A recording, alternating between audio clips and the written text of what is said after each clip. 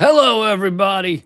Welcome to Dangerous Ideas, your daily dose of sanity. I don't even know if I can get to sanity today. It's too fucking insane. But yeah, Trump and the U.S. empire continuing our apocalyptic war on Iran.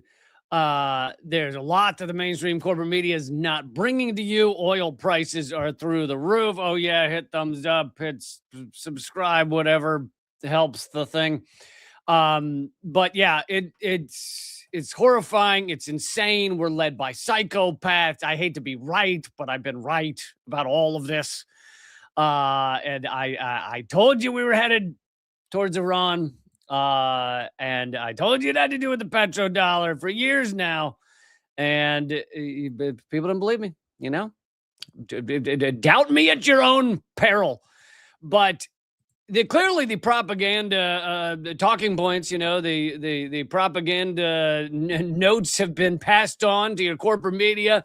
Here's a montage of recent coverage. And for those of you listening to the podcast, you might not be able to see most of this. I'll admit is on Fox News. However, there is a few of these that are on CNN. And here are the talking points, apparently, that they've gotten.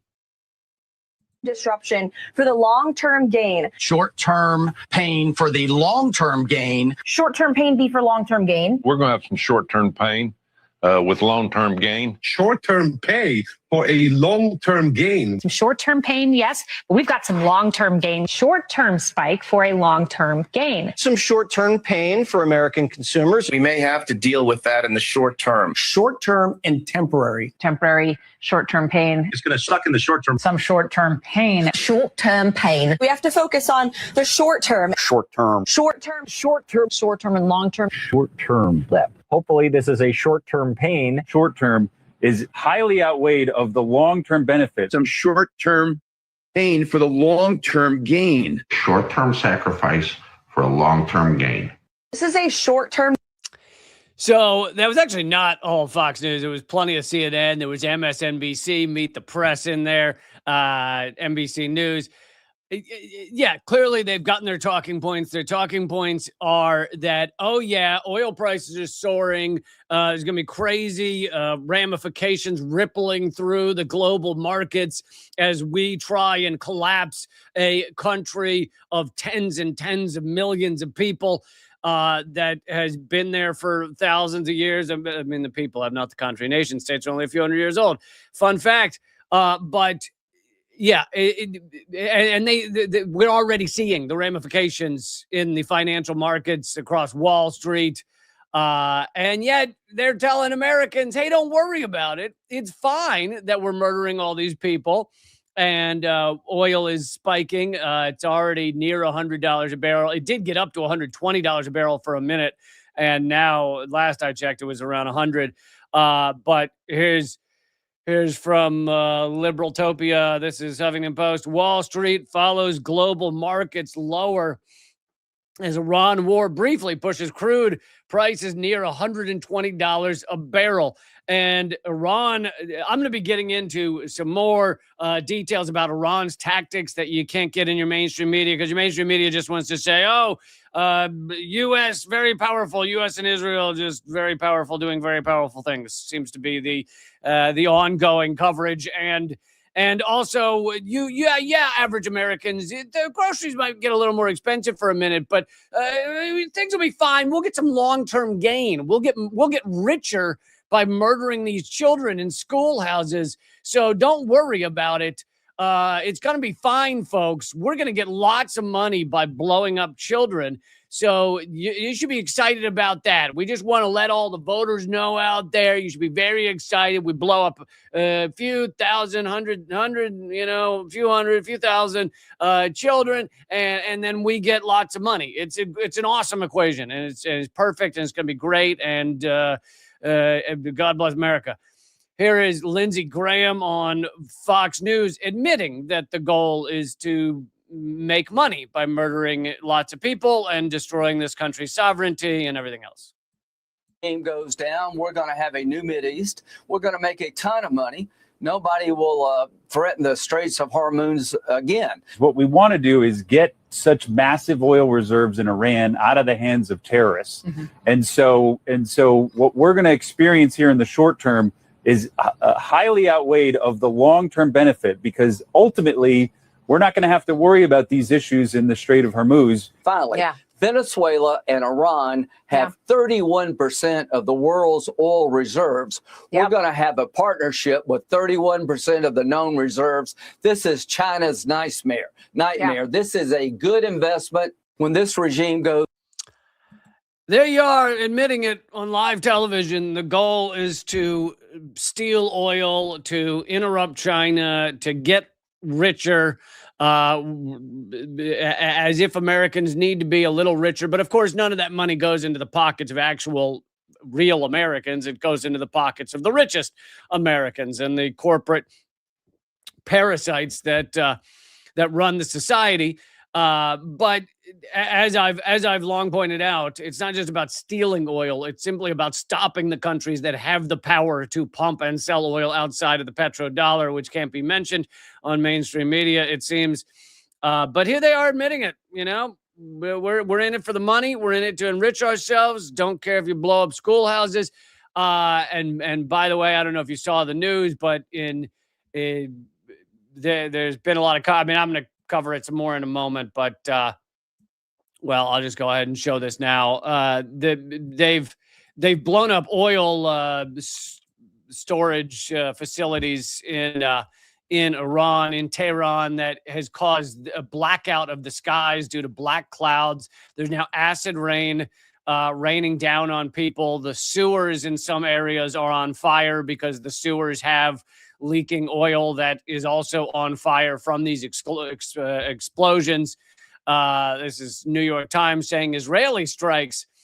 Oh, it's nice of them to actually say where the strikes came from. Normally the New York Times will just say strikes if it's Israel, right? Like strikes on Gaza. Where did they come from? Were they lightning strikes? We don't know. Maybe it was worker strikes that killed 100 people in Gaza. But here they are actually giving attribution. Israeli strikes on fuel depots send black clouds over Iranian capital.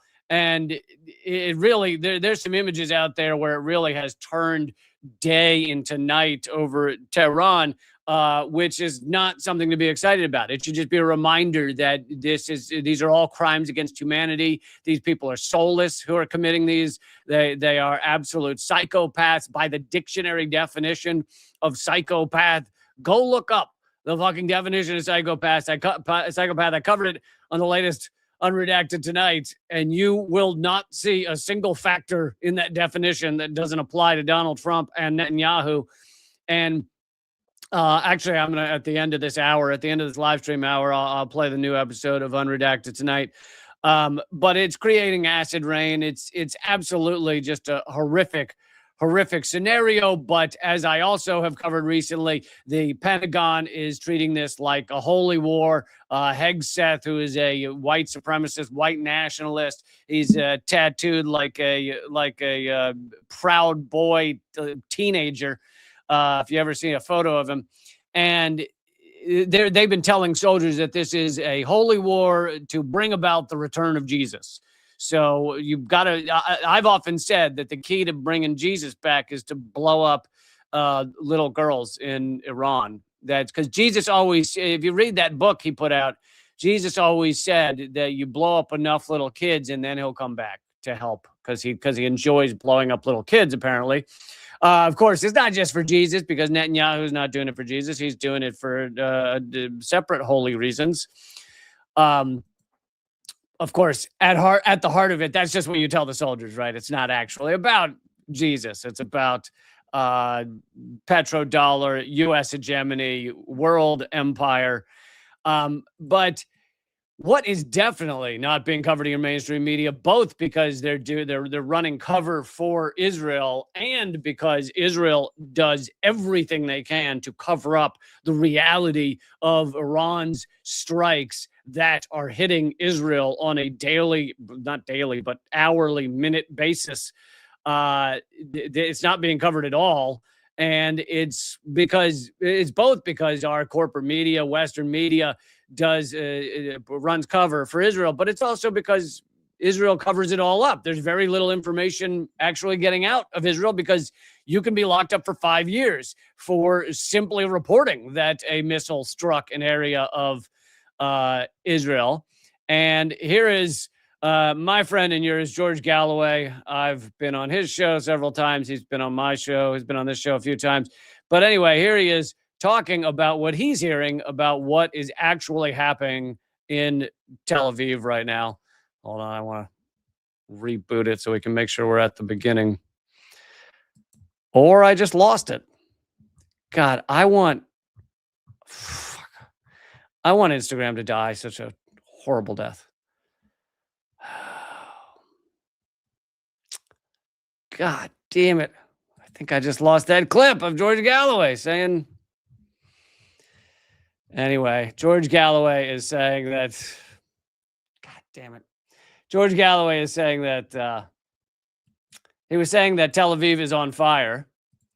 And that you will not see any coverage of it. Let's see if I happen to find this. Nope. What is the deal with Instagram? Can someone tell me why? Instagram is the only site I've ever seen where you like hit refresh on the page and it's just different shit. It's just like gone. Sorry, just checking one more to make sure I've lost this. Yeah, it's gone. Anyway, wanted to play George Galloway because I like, for no other reason than I like hearing his accent. But I'm gonna try one more thing and see if I. No.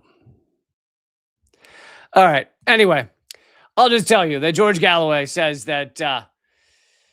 George Galloway was saying that, you know, you can't get coverage out of Israel for the most part because they do threaten 5 years and have tried to prosecute journalists for just revealing the strikes that are hitting Tel Aviv. But George Galloway is saying he has friends in Tel Aviv. He's saying Tel Aviv is on fire. They cannot stop the missiles that are coming down. And it's not just Tel Aviv. It is other areas of Israel as well.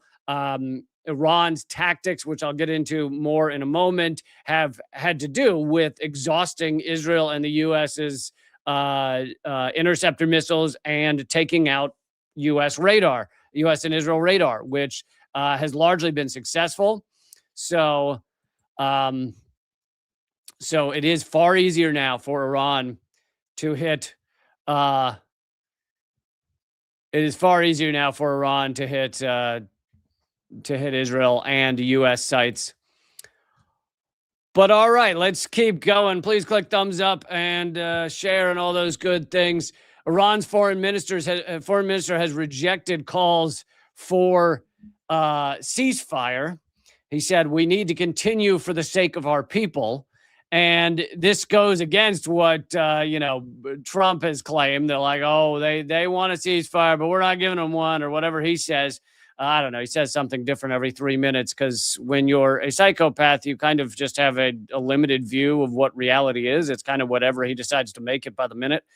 But anyway, Iran's minister has said they rejected calls for a ceasefire because basically his point is, in the past, when we've taken ceasefires, Israel just breaks them. So this time we need to demonstrate that we can cause enough harm that the U.S. and Israel will stop this in the future.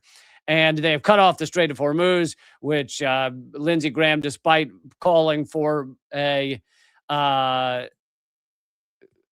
despite calling for the bombing of Iran for years, apparently still thinks he tripped over it and said something like the Straits of Hormuz, but didn't quite know what it was. But, he's just been calling to obliterate them for years and doesn't actually know anything about the region of the people.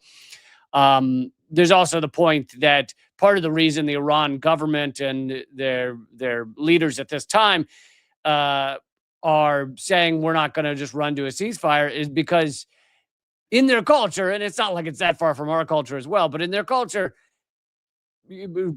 saying, yeah, we'll take a ceasefire looks weak. And their government right now does not intend on looking weak. And so they're also not going to do it. For that reason, it's tough to know whether the Trump administration has any understanding of Iran or Iranian culture. But here is he is the foreign minister of Iran. And he says, 9 days into Operation Epic Mistake. This is posted on Twitter X. And he's calling the U.S.-Israel Operation Epic Mistake. 9 days into Operation Epic Mistake, oil prices have doubled while all commodities are skyrocketing. We know the U.S. is plotting against our oil and nuclear sites in hopes of containing huge inflationary shock. Iran is fully prepared, and we too have many surprises in store. So here they are, Iran, celebrating that basically things are going according to plan for them. Now, you can take that as propaganda or not, but you're certainly not going to get it on mainstream media. Mainstream media, for the most part, is not telling you what Iran's aims are, what Iran's strategy is. They're mainly just talking about it as if, look how good U.S. weapons are. Awesome. I'm sure they're talking a lot about the markets, though. Here's some from Drop Site News. The U.S. and Israel continued to bomb Iran Monday. Israeli military said it had begun a wide-scale wave of strikes across Tehran and southern Iran. Explosions were heard across Tehran. Images circulating online showed fires and smoke near Tehran's airport, with blasts shattering windows in the western part of the city. And this is all so that the richest motherfuckers in the United States can protect their hegemony, can protect their ownership of the globe, along with Israel's long-stated goal to steal much more of the Middle East, as the U.S. ambassador to Israel just said recently. And in fact, I make fun of this on the new Unredacted Tonight. He just said recently that Israel has the right to take the entire Middle East, according to the Bible, which is a book that he likes. Anyway, Israeli attacks on fuel depots and other oil infrastructure in and around Tehran on Saturday caused massive fires to burn for hours. Roughly 30 large storage tanks at the country's largest refinery were targeted. The strikes released large quantities of toxic gas into the air, causing thick plumes to fill the sky. The Iranian Red Crescent advised residents to protect exposed food and avoid contact with corrosive rainfall. State media quoted a spokesperson for the Revolutionary Guards accusing the U.S. and Israel of targeting civilians and fuel facilities. The U.S. and Israel have been targeting hospitals. Something like 7 hospitals have been hit or nearly hit. We've now seen evidence that not only was it the U.S., not actually Israel, that hit that girls' school and killed 165, 170 people, almost entirely young girls, but it was on a strike list. We've now seen that it was on a strike list by the U.S. military, meaning it was hit intentionally. It's not like the missile went off course or something. The representative for the IRGC said, if you can tolerate oil at more than $200 per barrel, then continue this game. Oil, and I don't think I need to remind you guys of this, but as oil shoots up, everything will shoot up. It's not just, yes, filling your car will be incredibly difficult, but it is every commodity. Food prices will skyrocket because the amount of oil that we, meaning humans, use to ship food around the world is totally unbelievable. We don't actually eat the food near the source where it's grown, which if we were rational species is what we would do. We would grow it and we'd make sure it gets to people nearby because that's the most efficient way to be. But we're not like that, right? We're capitalists. So what you do is you ship it all the way around the world. Sometimes you grow fucking alfalfa in the United States. You then ship it to China so that they can feed their cows the alfalfa. Then those cows are butchered and the meat is shipped back to the United States or around the globe. So basically, you have water theft because the water it's not actually theft because you agreed to it, but the water is used to grow the alfalfa, then shipped to China for the cows, and the cows are shipped. All of this takes crazy amounts of water and fossil fuels. Totally insane, but that's what we do because we have the most wonderful and efficient economic system ever thought up by our big brains. Oil prices soared to $120. They're now back down to around 100. Iranian Foreign Minister Arakchi condemned U.S.-Israeli strikes on Iran's desalination plant. I brought to you the other day how hitting desalination plants may be the next move for Iran if they really want to cause a great deal of harm to both Israel and the Arab states that are facilitating or standing by while this goes on, while this attack on Iran goes on. If they begin hitting desalination plants, there are certain cities like Riyadh that would have roughly 2 weeks of water left after that moment that they hit a plant. Anyway, he said, the foreign minister said in statements over the weekend, called the attack a blatant and desperate crime that disrupted water supplies to 30 villages. Iran has also named Mashtaba Khamenei as the I don't know if it's Mashtaba or Moshtaba, but Khamenei as the new supreme leader. That's the son of the last Ayatollah. And of course, Israel has said they will now assassinate that man, which all of these are war crimes. All of these are horrific. All of these are illegal under international law. Supposedly, if we're actually being moral and right and abiding by any kind of law or rule around the world, you can't just kill leaders you don't like. Like, that's not supposed to be a thing.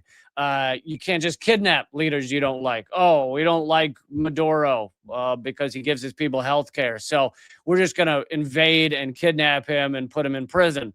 And then a day after we kidnap him and put him in prison, we'll admit that the Cartel de los Soles was an invention of the CIA and isn't actually a real thing. Look it up. New York Times article. The Justice Department and the CIA said there is no such thing as Cartel de los Soles, but I thought that's why we were arresting Maduro. Oh, no, never mind. Doesn't exist. The first days of bombing in Iran saw far more sites targeted than any recent U.S. or Israeli military campaign, including the genocide in Gaza. More strikes on Iran have happened in this number of days than happened on Gaza. Like, that's how insane and unhinged these fucking lunatics are. The study found that in the initial days of the war, significantly more targets were hit per day than any campaign in recent decades. So I also brought to you on the last live stream that the U.S., because nothing has gone according to U.S. plan. The U.S.-Israeli plan was to kill the Ayatollah. All of a sudden, the people of Iran would flood the streets and take over their country. And anyone who knew anything about Iran knew that wasn't going to happen. But the U.S.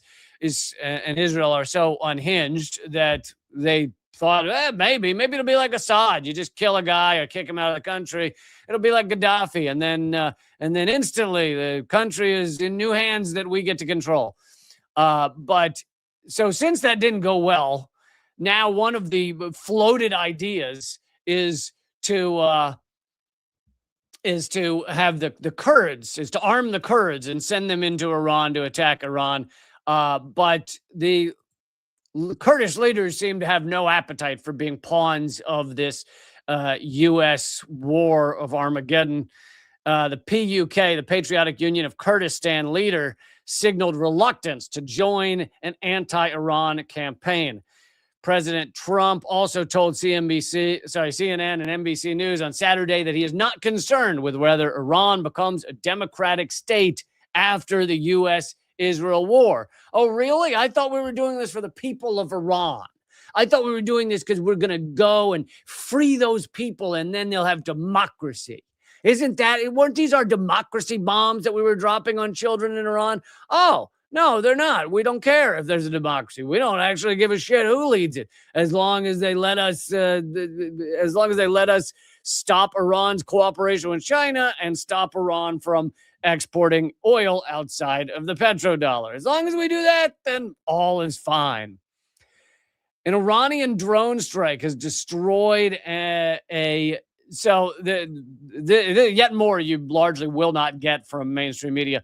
Iranian drone strike destroyed a TPY-2 radar used by the U.S. Terminal High Altitude Area Defense System at the airbase in Jordan on Saturday, according to a U.S. official in satellite imagery. The radar is central to tracking ballistic missiles and guiding THAAD interceptors. And its loss may shift missile interception duties to Patriot batteries, whose PAC-3 interceptor stocks are already limited. So we've talked a lot about how the interceptor missiles are running out in both U.S. and Israeli. And at that point, Iran will be able to hit whatever they want. They're already hitting plenty of what they want. But the U.S., and as I tried to show you from George Galloway, but he says that his people in Israel are saying Israel's on fire. There are missiles landing regularly, hitting infrastructure, hitting places that are impacting people in great ways. Of course, there's many dead, but it's tough to know. Oh yeah, I forgot to mention that in that clip that Instagram stole from me. George Galloway also is saying that since we know that Iran has hit several U.S. sites, CIA sites, the idea that only, I think they're now saying 6 U.S. personnel have been killed by these strikes. George Galloway's estimate is 1,000 or over 1,000 Americans have been killed by these strikes. I don't have any evidence of that beyond what George Galloway is saying. But his belief is that at some point the Trump administration will have to admit that it is not just six quote unquote service members. They're doing us a service by bringing about Armageddon. They're service members. It's far more than 6 military personnel who have been killed, is George Galloway's belief. The United States. So here's how serious it is that Iran has taken out many of these radars. The U.S. operates only 8 THAAD batteries worldwide, according to experts cited by Foreign Policy. Each of those THAAD interceptor batteries costs $1 billion, while another advanced radar reportedly damaged earlier in the war could take 5 to 8 years to repair and roughly $1.1 billion. So it's not just the money, it's the amount of time it takes to replace these radars that allow for our interceptor missiles. Yes, I mentioned just a moment ago that the U.S. and Israel have been targeting schools, targeting hospitals, absolute crimes against humanity. Also, the type of things you would do if you're looking to create a genocide is you target the sources that could allow people to live. And so I don't know if that's where things are headed, but this is actually from BBC. Believe it or not, the BBC of all places is even willing to report that Iranian schools, hospitals, and landmarks are among the civilian sites hit during the U.S.-Israeli strikes. They have hit school, and so this is not one. Like, we all thought we could look at that the horror show of that school in Iran being hit, killing 165 children. We thought we could look at that and go, well, that is truly tragic. But we're sure, it must have been a mistake. It must have been an accident.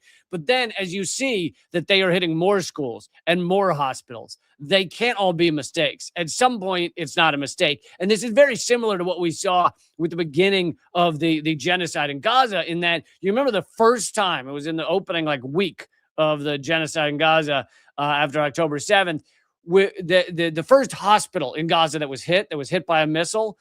Everyone ran around going, oh, my God, Israel struck a hospital. And Israel said, oh, no, it wasn't us.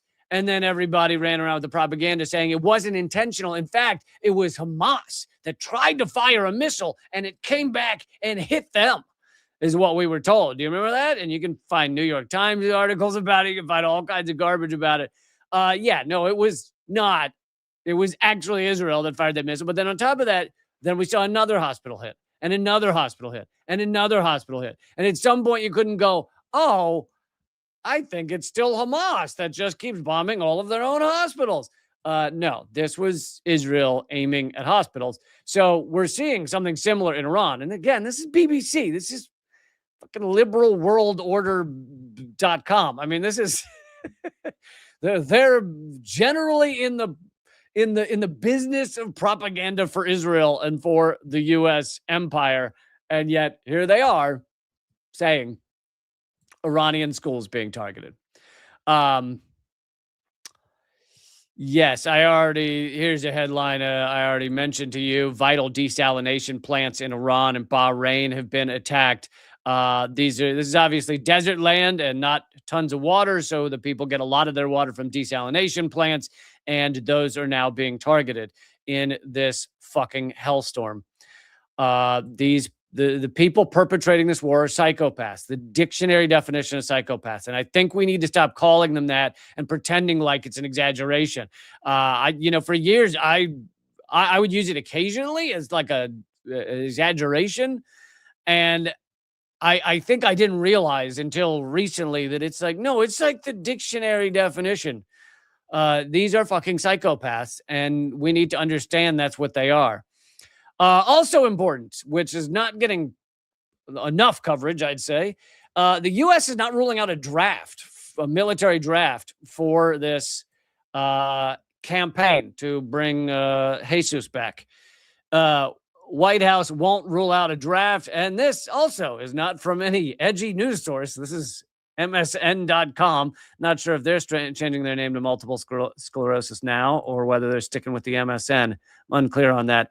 White House Press Secretary Caroline Leavitt has refused to rule out a military draft or a ground invasion in Iran, sparking intense political backlash. Her comments came amid Operation Epic Fury. You know what? It actually is appropriate that they're calling this Epic Fury, because if you actually analyze what is fury, well, it's usually when someone's unhinged, right? Now, you could take instances where the person should be mad. If someone set your house on fire, you should be furious, but you're not making rational decisions. Whether your anger is justified or not, you're not making rational decisions. So I think the name is, for once, the U.S. has a campaign that's actually has an appropriate name. Someone in the chat, Ernie Hill in the chat. Did you make this up, Ernie Hill, or is everybody saying this? Operation Epstein Fury. That's amazing. That's beautiful. I don't know if you came up with that. God bless you.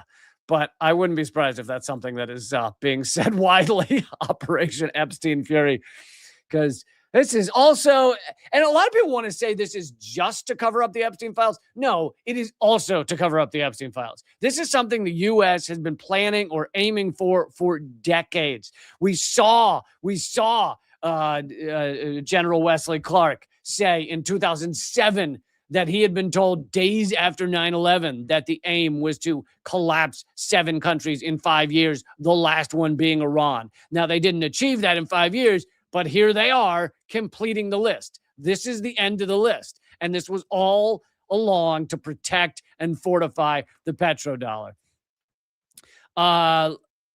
So Leavitt's remarks have sparked a concern by people that there could be a draft for this military campaign. Luckily, I'm getting kind of old, folks, and I don't have to worry about being shipped over to these godforsaken. I mean, at some point, I guess I could, but yeah, it'll be you youngins who will be the cannon fodder first, right? Okay, so let's get to Iran's tactical shift, because this is really important about what Iran's doing, what they might be doing next.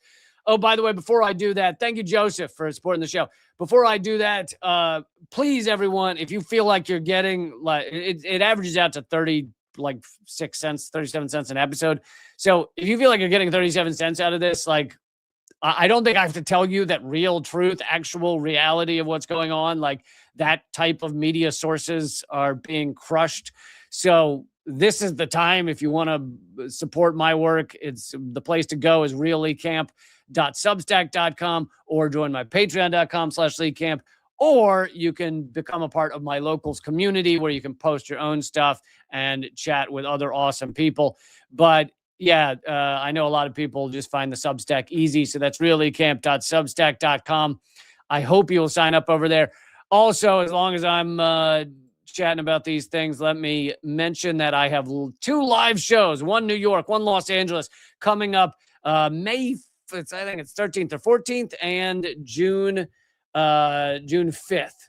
So that's at leecamp.com/schedule. Los Angeles is May 13th. New York City, June 5th. These are live stand-up comedy events.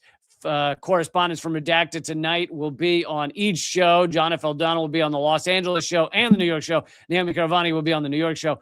leecamp.com/schedule. Tickets are totally affordable. It's going to be an amazing night in both cities.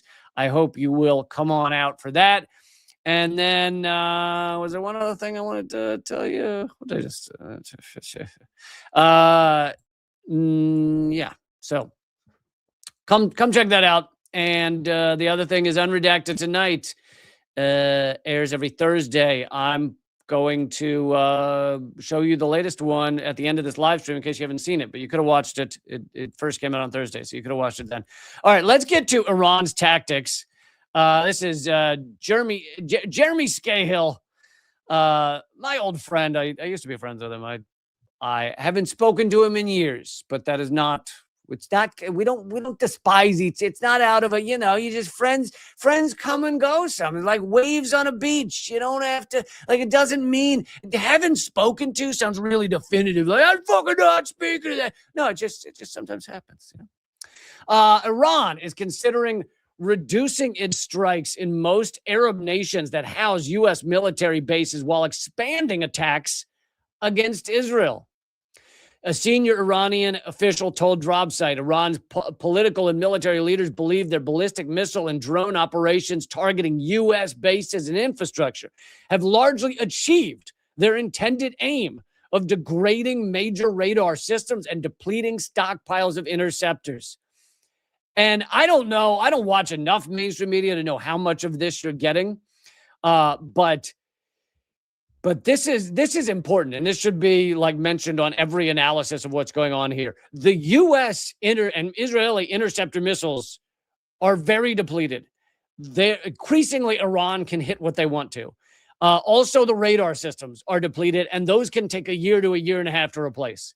So the U.S. and Israel are quickly losing the ability to stop Iranian missiles, Iranian drones. And that, I think, is very different from most of the mainstream coverage I've seen. Most of the mainstream coverage wants to pretend the U.S. can just do what we want. But in the coming days, it is likely that operations will place greater emphasis on targets associated with Israel, while attacks on U.S. bases in the region decrease. However, this reduction may not apply to U.S. bases in particular countries. The Iranian official declined to name the countries, but over the past 2 days, Iran has escalated its attacks in Bahrain, which houses the U.S. Navy's 5th Fleet, and plays a central role in the military onslaught against Iran. We have the right to defend ourselves, and this act cannot be interpreted as aggression against other countries, says Esmail Baghai, Iran's foreign ministry spokesman. Within hours of the strike that assassinated the supreme leader, Iran activated a regime of retaliatory strikes based on a bank of targets in Israel and across the Persian Gulf that had all been planned in advance. They knew what they were going to do if the Ayatollah was taken out, and they did it. As the war reached the end of its first week, according to the senior Iranian official, military commanders and political leaders shifted to more centrally coordinated operations. As I mentioned, Iran's new leader has been selected. It is his son, and he's the new supreme leader. And many are calling it a direct rebuke of Trump's insistence that he must be involved in choosing Iran's next leader. Khamenei is known for his close relationship with the IRGC, the Iranian military. So this idea that you could take out Khamenei and then the military doesn't know what to do and they're disbanded and the people in the streets and some of the military sides with the people and you get civil war. They're trying to do what they did in Syria, but this is not Syria and it's not Iraq. And remember, Iraq, the moment the shock and awe started, really, the Iraqi army fled or was disbanded, Iran is not Iraq. And many people tried to convey that. Apparently, even within Trump's inner circles, there were many generals and those giving him advice saying, Iran is not Iraq, and Iran has a lot of cards to play, and they're playing them now. So he's very close. The new Khomeini is very close with the IRGC, the most elite military and security force in the country. In addition to the assassination of his father, the U.S.-led war has killed his mother, his wife, and one of his children. So do you think the guy has a bone to pick? Do you think he's willing to fight for his to the end? Like, when you kill a guy's family, let me ask you guys out there, if your family were all murdered, what would be your response? Would you be like, I think we just see if they want to sit down and chat with us for a while? Here's a quote from a senior Iranian official. He believes in taking a firm and strong stance. This decision will probably escalate the war in the short term. It was not just a symbolic or performative act to defy or spite Trump Israel, but a strategic position in the face of the U.S. and Israeli attempt to break Iran's will to resist. If any other leader were chosen, this may have been interpreted by Trump as a weakness. For Iran, resistance for Iran, resistance is itself the source of institutional legitimacy, and the entire governing logic of the Islamic Republic is organized around the assertion of sovereignty against imperial pressure. So this is what I was saying earlier about the culture in Iran, is that to solidify your power, you have to show that you are not willing to just be pushed around. And that's what the current leadership of Iran is doing. The quote continues, so the threat of escalation does not function as a deterrent, but as a consolidating force that reproduces this resistance and sovereignty assertion. The point is that Trump's escalation is not going to actually bend them to his will. Instead, it's going to have the reverse impact, where it consolidates the power, it consolidates the people's respect for those in power in Iran. Russia is pursuing its own resolution at the UN. There's a resolution going around by the GCC countries, which is several Arab states, demanding that Iran basically stop targeting U.S. bases on their territory. But Russia is pursuing its own resolution, which does not name Iran, the U.S., or Israel, but calls on all parties to immediately stop their military activities and refrain from further escalation, and condemns in the strongest terms all attacks against civilians and civilian infrastructure. The Russian draft calls for a return to negotiations without further delay. So that's what Russia's calling for. Let's see, there's substantial economic damage going on, rocking the region, but it's quickly going to rock the world. And here's a quote from Al-Arian. I think the argument that is probably being made is the kind of mutual harm, the broader economic consequences that are now reverberating globally, the shockwaves that are starting to even begin to be felt within the U.S. economy in a way that's going to then give the U.S. administration more domestic considerations going forward. There's certainly a fear based on Trump's record of how things could escalate to where countries that are at one point considered to be staunch, I think that's a typo, considered to be staunch allies could all of a sudden find themselves in a different column, meaning Trump could quickly start losing allies in the region if this continues to escalate. So there you see about Iran's changing tactics. Also, an important note that your mainstream media won't fucking bring you is that although Trump and Israel have claimed that, the aim of this was regime change, right? And they gave, I wrote an article on Substack about it. They gave about 15 different reasons for why they're bombing Iran, because they basically just throw a bunch of reasons at the wall and then see if anyone's dumb enough to buy any of the reasons. So they go, oh, it's the people need to be free. The Iran biggest state sponsor of set, but blah, blah, blah. Ayatollah is a bad man. We care about women, and now we're going to bomb women to prove how much we care about them. So they throw all those bullshit reasons out there. But at the center of it was that the goal was regime change. And that implies that they want another governing body to take over the country of Iran. And that if another governing body takes over and it's one that Trump likes, then mission accomplished. But the truth is, yes, they'd probably be fine with that, but they're also fine with just collapsing Iran. They're fine with doing essentially the same thing they did in Syria, Iraq, Libya, largely Afghanistan, basically just make it impossible to have a successful and thriving society of any kind.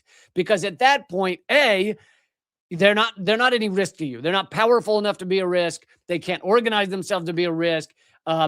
Syria perhaps is the best example, because with Syria, we put in a new leader, right? The former head of al-Nusra, an al-Qaeda offshoot, former head of an al-Qaeda affiliate. We put in this terrorist as the new head of Syria. But meanwhile, Israel has continued to blow up Syria's military weaponry. Like literally after. So Assad leaves, government falls, new guy in power. That guy goes to the White House and shakes Trump's hand and, fillets him or whatever you got to do in the Oval Office. And all that goes on. Meanwhile, Israel is still, when they feel like it, blowing up various Syrian military weaponry. Why would they do that if this is what they wanted, what Israel and the U.S. wanted? Well, because they just want to make sure no matter who comes to power in Syria, there's no risk at all. They can steal the land they want. They can steal the oil they want. They can make sure Syria is not pumping oil outside the petrodollar. Done. That's what they want for Iran.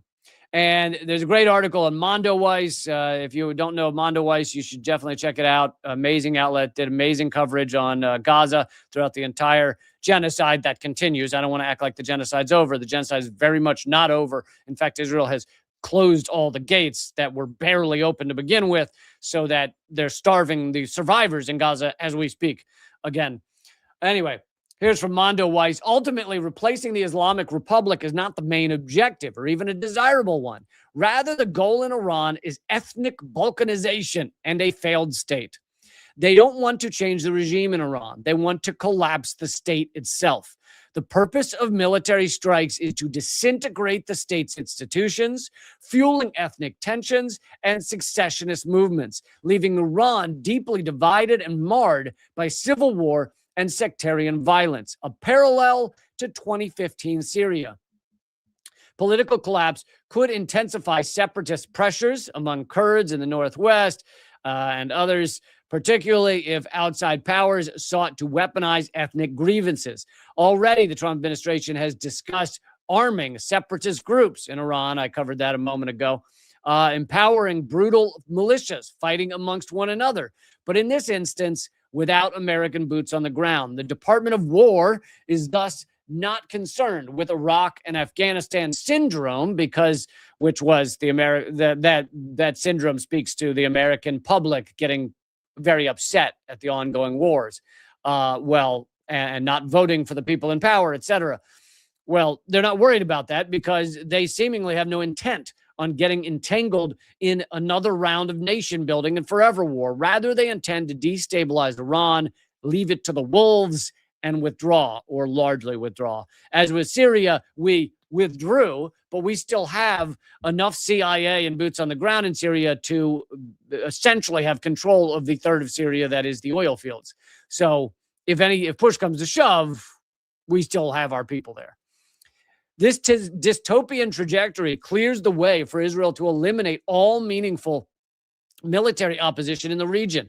In Syria, Israel has spent the last year bombing the country's military infrastructure and obliterating its capacities, despite the new government being a Western ally and issuing no threats against Israel. It's clear Israel will tolerate no one in the region even having the potential to challenge it. That, again, coming from Mondo Weiss. And I think that's a very important point, that these psychopaths that are running the U.S. empire, running Israel, they are fine with just leaving a failed state where millions of people are starving and trying to hang on. They're fine with that. That is absolutely a fine outcome for them, which is truly horrific. But they're psychopaths. They're fucking psychopaths. Like, how?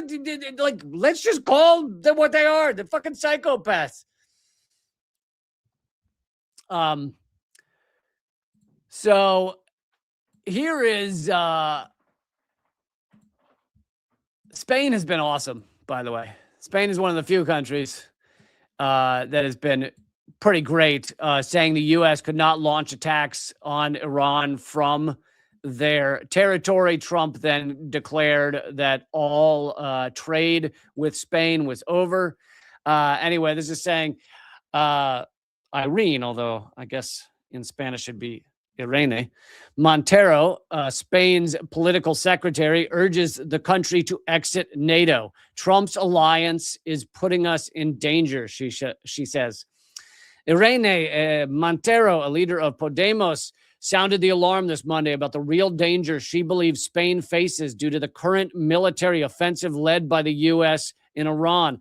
The political secretary and MEP argued that it is crucial for the government to implement urgent measures, including capping prices on energy, basic foodstuff, and medicines.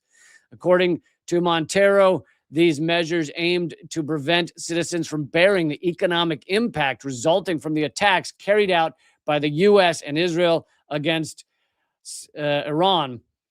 And you're not hearing, the other key point is you're not hearing most of this from the rest of Europe, are you?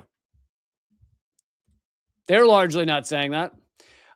So good for Spain for actually speaking out. By the way, a couple more updates. The U.S. State Department ordered American diplomatic staff in Saudi Arabia to leave the country because they feel that Iran may continue to strike other countries. President Donald Trump said in an interview with the Times of Israel that the decision on when to end the war with Iran will be made jointly with Netanyahu. Oh, interesting. Publicly, you now have Trump admitting that the decisions about this war are being made also by Netanyahu, possibly largely by Netanyahu. That's a public statement by Donald Trump that Netanyahu is making the call as to when to end this fucking horrific war. All right, I want to bring you just a couple of things that are not technically Iran centered. First of all, here is a video. I'm not going to hit refresh on goddamn Instagram. Could someone strike Instagram? Like, can we have a military strike on Instagram? Because that would help a lot, I think. This is the Deputy Attorney General responding to questions about the Epstein files and acting like they didn't reveal anything or they haven't revealed anything. It is so remarkably striking that these, like, you have literal PDF files in power, and then you have a bunch of people running around to protect PDF files. You said this is the end of the Epstein, of your review of the Epstein files.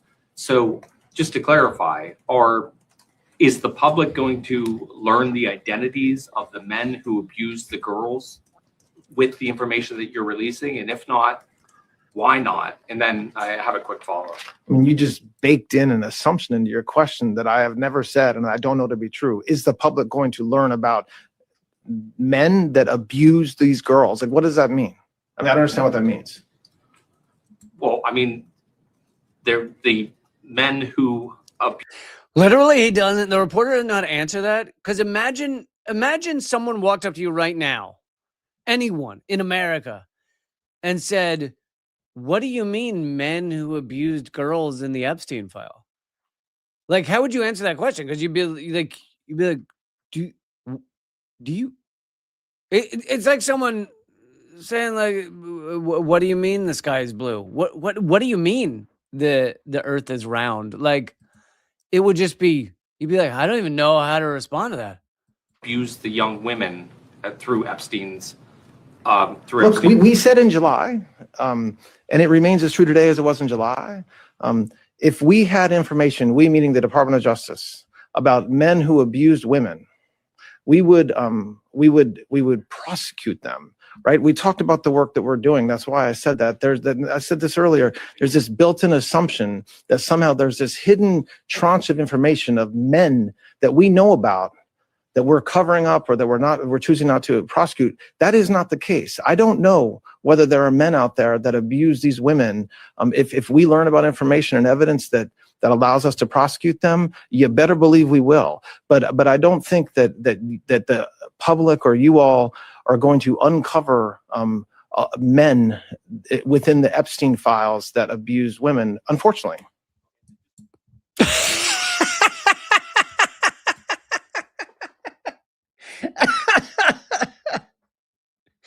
You've got fucking pedophile psychopaths running the U.S. government. Like, that sentence should be all you need to know about everything. Should be all you need to know about everything. This is the Deputy Attorney General pretending that the Epstein files don't reveal any wrongdoing. Holy shit. Like, not just because you can go and read them yourself and see, but also, what about all of the ramifications we've seen? We've seen people arrested only in other countries, not in the U.S. We've seen people stepping down from various positions because they know that they've been caught and their board or whoever the fuck has said, hey, you got to get out. Because Larry Summers and Jess Staley and all these Leon Black, all these corporate leaders who have been forced out, the head of Hyatt, Pritzker, who have basically been like, yeah, you kind of caught me. You kind of caught me being a goddamn creepy pedophile fuck. So I guess I'll step down. Now none of them have been arrested in the U.S. In other countries, they have. In other countries, they're arresting them a little bit. But, dude, to sit there and be like, what do you even mean? You said men who abuse women? What? I don't even know what you're talking about. It is so crazy. So crazy. Holy shit. All right, I'm going through a bunch of stories here to kind of cram them in at the end here, although, like I said, I'm going to play Unredacted Tonight in a second. But you might remember during the whole Gaza genocide thing that continues to this day, there were a lot of pro-Israel propagandists who were like influencers. There's a lot of influencers running around doing pro-genocide propaganda. Well, some of them are upset now because they didn't get paid by Israel the money that they were supposed to get paid. Yes, actually. Influencers are suing Israel over unpaid Gaza propaganda contracts. Thank you, Ernie Hill, for supporting the show. Really appreciate it. Anybody else who wants to support the show, either throw in a super chat or please join up. reallycamp.substack.com. It'd be like buying me a beer a month. Like, if I were standing next to you, would you buy me a beer? Okay, then go join up. reallycamp.substack.com. Anyway, several influencers, consultants, and media companies are suing the Israeli government for millions of shekels, saying they were hired to promote pro-Israel messaging online during the Gaza genocide, but were never fully paid. One firm says Israel still owes about 1.7 million shekels, while another claims 600,000 for operating a media studio. Some influencers were reportedly paid up to $7,000 per post, per pro-genocide post. $7,000. Unbelievable. Ungoddamn believable. And it's not just the influencers. Here's another article. Israel's propaganda directorate being sued by unpaid activists claiming millions. This is former employees of Israel's National Public Diplomacy Directorate, which oversees Israeli propaganda, are demanding millions of shekels. So this is actually employees. This is not influencers. So this is another thing of them being sued for not paying people for their propaganda. It's like, basically, Israel's like, dude, you should just be pro-genocide for love of the game, man. Yeah, we said we'd pay you a lot of money to talk about how it's not actually genocide, but you should just be doing that because you're just a good person who likes genocide. Like, why are you acting like you need to collect all that money, man? Holy shit. Holy shit. Oh, yeah. And also, it's like a discussion because we're in a holy war on Iran right now, but the U.S. also invaded Ecuador. U.S. deploys special forces to Ecuador in new expansion of U.S. operations in Latin America.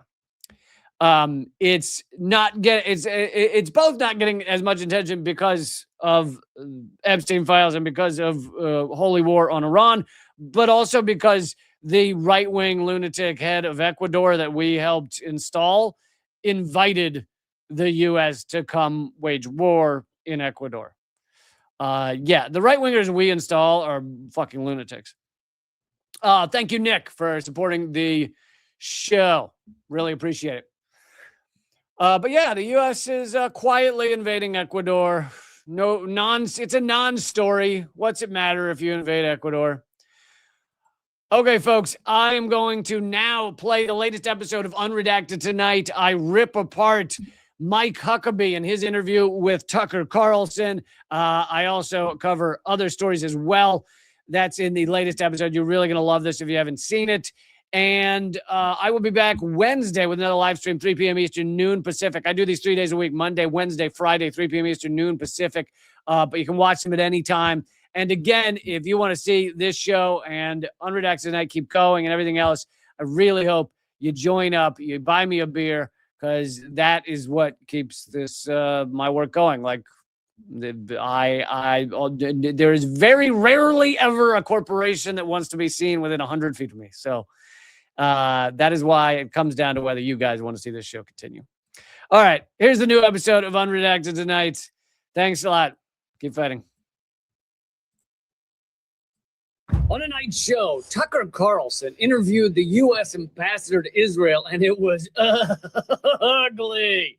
Not just because Mike Huckabee looks like your grandfather smells after he works out, which consists of lifting a can of tuna fish over his head 10 times. Plus, the U.S. is bombing the shit out of Iran, and it's not for the reasons you think. But it is because the U.S. is ruled by psychopaths. But their reasons are not the ones you think. All that and more coming up right now. Welcome to Unredacted Tonight. I'm the most censored comedian in America, Lee Camp. Recently, Tucker Carlson interviewed the U.S. ambassador to Israel, Mike Huckabee. In the clips I'm about to show you, Tucker is largely the hero because he's actually asking questions about Israel and the power Israel has over the U.S., while Huckabee has Israel's 6 feet deep in his so much so that the until he can't without. But I'm not saying Tucker is a good person or a great guy or anything like that. He's a moron who doesn't believe in evolution or science. And I don't think he's had a black person on his show since 19 ever. But on this topic, he's somewhat correct. Anyway, let's jump into this. Huckabee insists that Jews in Israel have a right to the land because Bible, which is a great debate tactic. I mean, why do you feel you have the right to keep your wife locked in a kitchen like a pet? Because Bible. Why you 69ing that Shetland pony? Because Bible.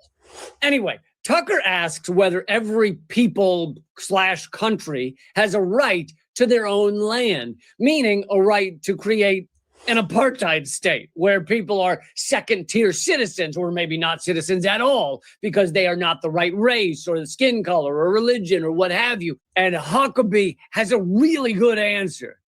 Oh, I'm sorry. No, it's got nothing.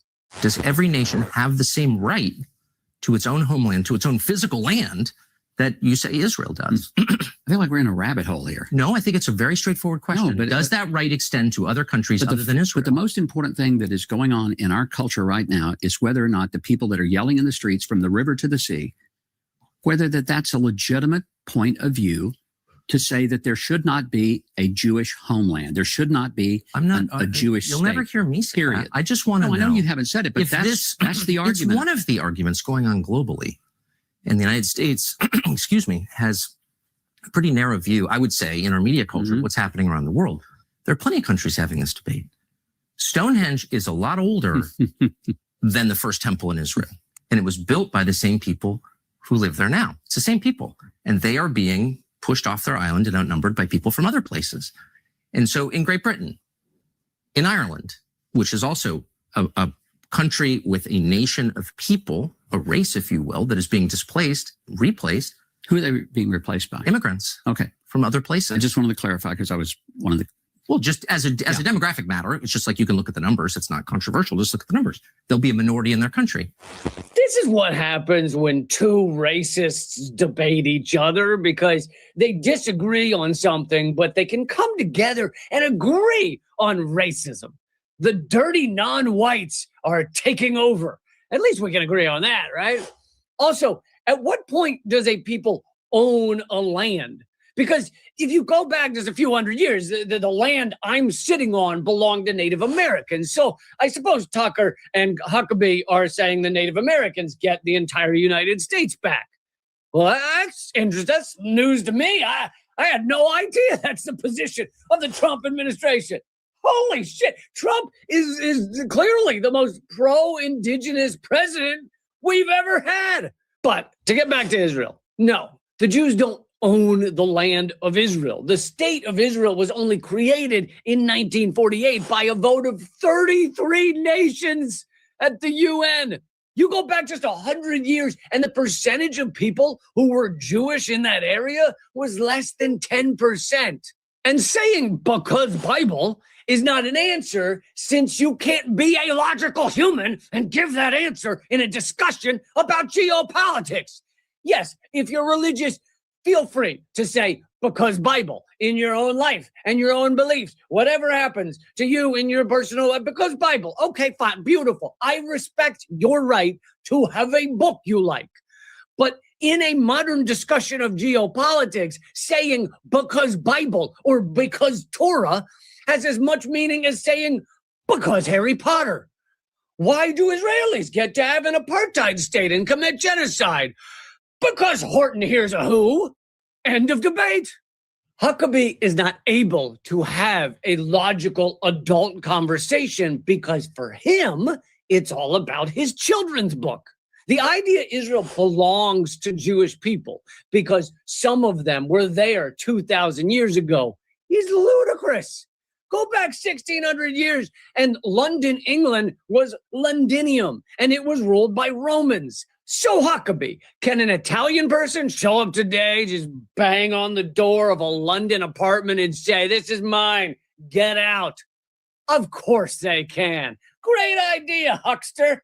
You're a racist idiot. I got no problem with the native Brits having their land. Having the right to their land. I don't know that there is a biblical connection for the Brits.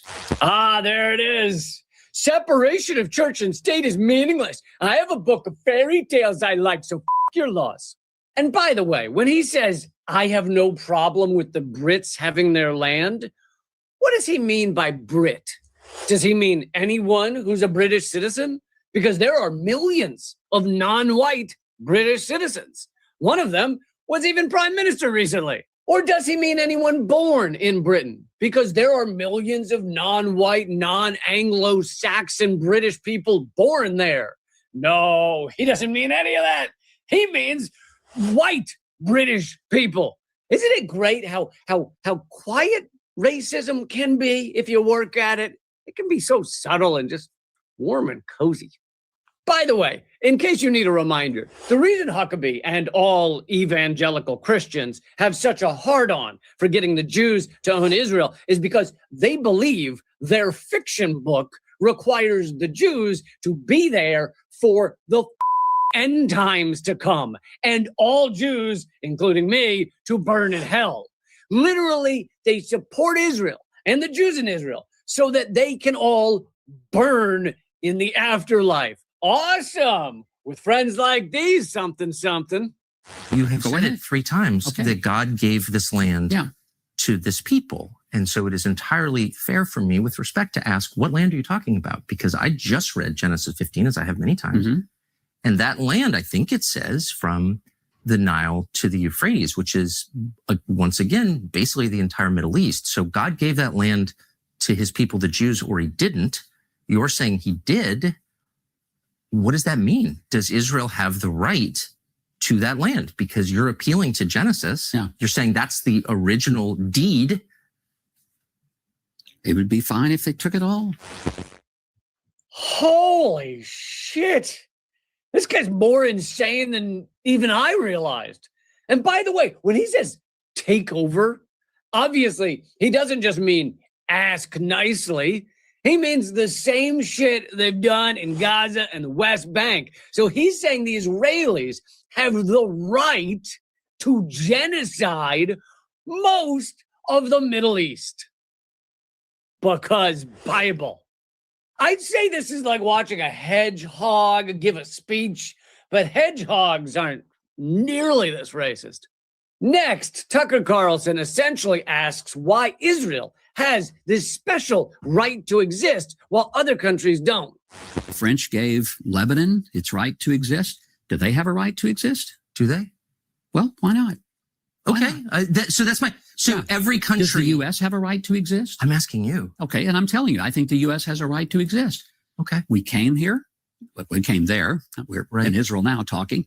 But does the U.S. have a right to exist? Does anyone question whether we have a right to exist? Okay, so Tucker's not bright enough at this point to realize the rhetorical trick Huckabee just used. It's this.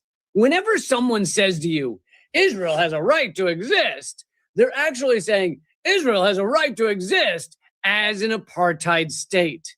And when they ask you if you think Israel has a right to exist, they want you to say, yes, of course. But you don't realize you're saying, yes, of course it can be an apartheid state. I love apartheid states. Because these people believe that without apartheid and without having Israel set up as an ethno-state, then it just wouldn't be the same. It wouldn't feel like Israel. So it seems like the easiest question. Does Israel have the right to exist? Huh? Does it? Does it? But they're actually asking you to sign off on apartheid.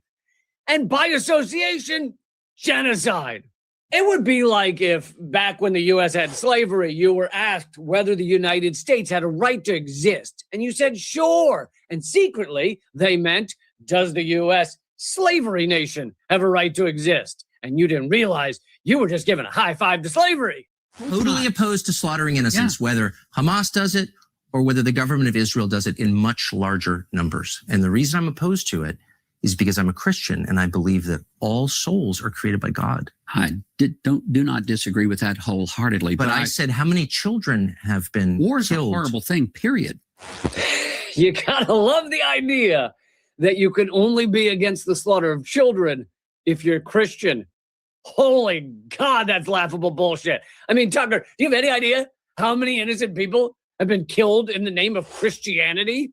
Just over the past few years, but over hundreds of years. I mean, holy shit, literally. And the number killed in the name of religion in general. I mean, just look at the two people who are talking in that one room. There's two Christians in that room, Tucker and Huckabee, and 50% of them endorse the genocide of the Palestinian people. That's a rough ratio, man. So Huckabee then goes on to try to explain why murdering tens of thousands of children, that's okay. You said you think thousands of children have been killed. Yeah, and a lot of times, you know why they got killed? Because Hamas would gather up the children and put them in the targets. Do you know what Israel does? They send page messages and they send texts to every cell phone in Gaza, and they say, we're going to hit this particular target. They drop leaflets and they announce where they're going to hit. Nobody does that. The U.S. doesn't do that. Israel does that in order to prevent, let me finish this. They do this in order to prevent civilian casualties.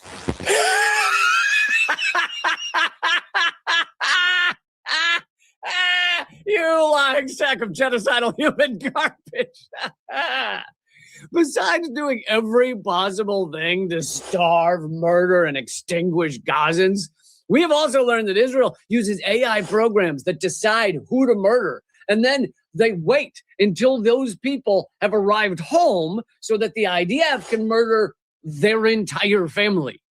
Do you think Huckabee will be shocked when he finds himself in hell? Or do you think he'll be like, that's about right? And let's for a moment play the even if it were true game. Even if it were true that Israel dropped all those pamphlets and called a bunch of people on their phones and said, listen up, we're about to bomb loads of children in 1 hour. You better be ready. Even if that were true, you still can't do it. You can't just warn people you're committing genocide and then think it's fine. That's not how any morality works. That's not how any legality works. Man, if the Nazis had just dropped some leaflets, then they could have done everything exactly the same, and it would have been moral and just and awesome. They would have been the good guys. When was the last time the U.S. military killed this many civilians? Do you know? Well, it could have been Nagasaki, Hiroshima. Could have been Iraq, Afghanistan. See, in a sane world, the correct response to that would be, wow, both the U.S. and Israel are horrific, genocidal, lunatic, fringe murder machines that need to be stopped, disbanded, and broken into 1,000 pieces. Holy God, I'm glad we've shared this moment in which we came to that realization. Let's hug each other and cry. But this is not a sane world. Instead, Huckabee is trying to say, look, we kill hundreds of thousands or millions of innocent people, and so does Israel, and we're right and just and pure, and so is Israel. Killing innocent children is just a great way to be. That's what this conversation is. That's what was just said. To Tucker's credit, he does try to get Huckabee to understand how insane it is to act like children just need to die. Once humankind evolves, hundreds of years from now and creates a peaceful, moral world, they will play this clip, or really one of many clips, to show all of their people and go, look, humans used to be disgusting, barbaric lunatics and that were so immoral, and they would list atrocities as if they were the right thing to do, and the people doing that were in power. They were ruling over the others rather than being delivered to the wood chipper like we do. Could you imagine such a world? But Tucker is the good guy here. He says he's opposed to killing any innocent civilians. Well, about that. I don't care about Iran at all. I care about America. And if blowing up Iran makes my country richer and safer, I'm for it. And if it doesn't, I'm totally opposed. It's that simple. Oh, so he's opposed to killing any innocent civilians unless killing millions of people makes America richer and safer. Awesome. These two guys are just the best, aren't they? They must be great at cocktail parties. Two Christians discussing who it's okay to genocide. One of them seems to be cool with genociding anyone as long as Israel agrees. The other, because he's more moral, says only genocide the Iranian people. Dude, if I ever see these two on the street, I am running the other fucking direction. I mean, my God, H.H. Holmes only killed like 30 people. These two lunatics are calling for the deaths of hundreds of thousands. Holmes like a nun compared to these guys. With Trump's horrific attacks on Iran, we see yet again that the U.S. is ruled by psychopaths, which is putting it politely. I could have said ruled by tainted testicles or infected anal polyps. Psychopaths, downright neighborly. Currently, the U.S. government and Israel are bombing children in Iran so that Donald Trump can distract from the fact that he children in the United States. What stage of capitalism is that? Of course, that's just one of the many reasons the psychopaths are attacking Iran right now. The deeper, broader reasons that can't ever be mentioned on the corporate media have to do with oil and China. Shall we do a quick review of the hidden truth? The U.S. imperial psychopaths work day and night to protect the petrodollar, and thereby the dollar's status as the global reserve currency. The countries that are the biggest threat to the petrodollar are those with a lot of oil being pumped and sold outside of the US dollar. The three countries where this is largely true are Russia, Iran, and Venezuela. Well, Trump has kidnapped the Venezuelan president and bent them to his will and is now working on toppling Iran. The other countries with a lot of oil that in the past sold their oil in currencies other than the US dollar were Iraq, Syria, and Libya. Notice anything about the fates of those countries? A few million innocent people dead, and ta-da! They don't pump oil outside the dollar anymore. It's that fun and easy. You can try it at home.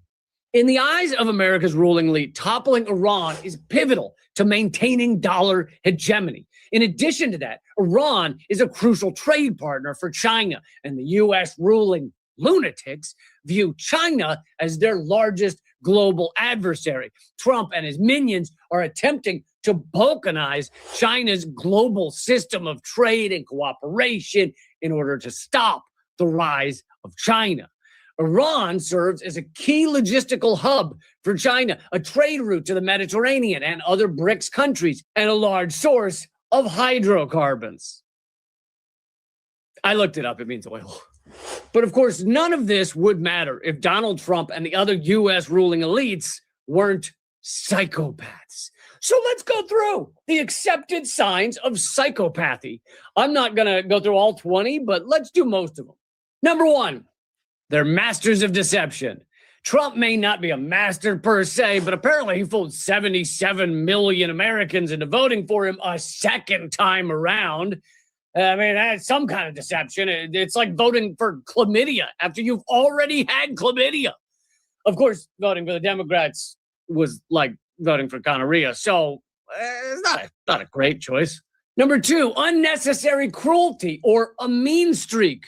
No, surely no one has ever accused Trump of having a mean streak, except perhaps the people accusing him of raping them. Number three, lies, exaggerations, and dishonesty. I have tried, honestly, hard to think of a time that Donald Trump has lied to us. Nothing comes to mind. Also, I've sniffed a lot of paint.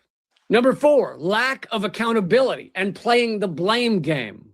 I wouldn't say Trump has a lack of accountability. I would instead say he hasn't heard of accountability.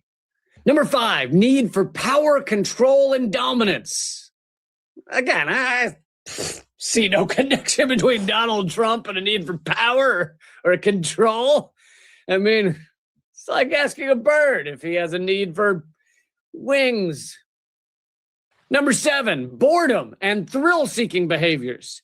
If you count bombing a country that could easily spark a nuclear war, which would leave millions upon millions of people dead, then I suppose that might be thrill-seeking behavior. Number eight, disregard for rules, laws, and norms. Well, it's less that he disregards rules or laws and more that he views them as bullshit put in place to try and stop him from winning and being awesome all of the time. As he said, people are just tired from so much winning with him as president. We need laws to slow down all the winning. I'm exhausted. You're exhausted. It's too much ball bag winning. Number nine, unaffected and unafraid of consequences. What consequence? Number 10, detached, cold, and callous demeanor. I wouldn't call him detached or cold. In fact, he knows the first names of roughly 60% of his children. And he's considered quite friendly when it comes to young women standing near him. A little too friendly sometimes. Number 11, hostile and oppositional by nature. Hostile? F*** you for saying that. Oppositional? F*** you for saying that. Number 12, a trail of short, broken relationships. What? Oh, you mean Steve Bannon, Elon Musk, James Comey, Rex Tillerson, David Shulkin, Sally Yates, Anthony Scaramucci, Reince Priebus, H.R. McMaster, Tom Bossert, Andrew McCabe, Mark Esper, John Bolton, and Mike Pence. And his couple of wives he is not married to anymore and stuff like that. I got you. Number 13, exploitation of others for personal gain. Certainly not. That man, he just gives and gives and gives until it hurts. It's incredible how much he does for others with zero benefit to himself. I can't think of anything at the moment, but I'll get back to you with a long list. Number 14, calculated and strategic planning. You may not always agree with his strategies, like bombing children to distract from child allegations against him, but you have to admit they are indeed strategies. Number 15, a lack of conscience. Are you kidding?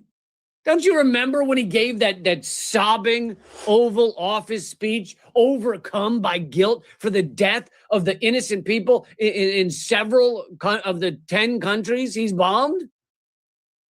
Wait, that was someone else. Someone else. Number 16, abnormal ways of thinking. You're going to accuse the man who came up with the idea of dropping a nuclear bomb into the center of a hurricane of having abnormal thoughts? Number 17, poor attention span and loss of interest. Okay, he doesn't fall asleep in meetings because he's lazy. He falls asleep in meetings because he's too awesome for meetings. Number 18, violent tendencies, abuse, or aggression. Well, I can't think of any unless you count and murder as violence. Then a lot. So, okay, Trump does look like the textbook definition of a psychopath, but in the U.S. system, the question was never whether psychopaths would rise to the top. It was always clear they would. The true question was and is, will the rest of us stand up to stop them? And here are your headlines from the future. Coming up in just 3 days, we'll learn Netanyahu asks his staff to brainstorm new and inventive war crimes. I totally agree. The old ones are getting boring. And 1 week from now, we'll find out Trump quietly asks Pam Bondi if there's a way to bomb the Epstein files. You know what I like about him? He's always thinking. And coming up in June, we'll hear congressional Democrats boldly announce plans to take a stand in year 2029. And who says they're limp-dicked? That's the show. We have a new one almost every Thursday night, but I have to ask you, was this show worth a beer? If you want to see Unredacted Tonight, keep going. I hope you'll join up for the cost of 1 beer a month at realleecamp.substack.com or patreon.com/leecamp. Thank you for the support. Until next Thursday, the revolution will have laughter. Keep fighting.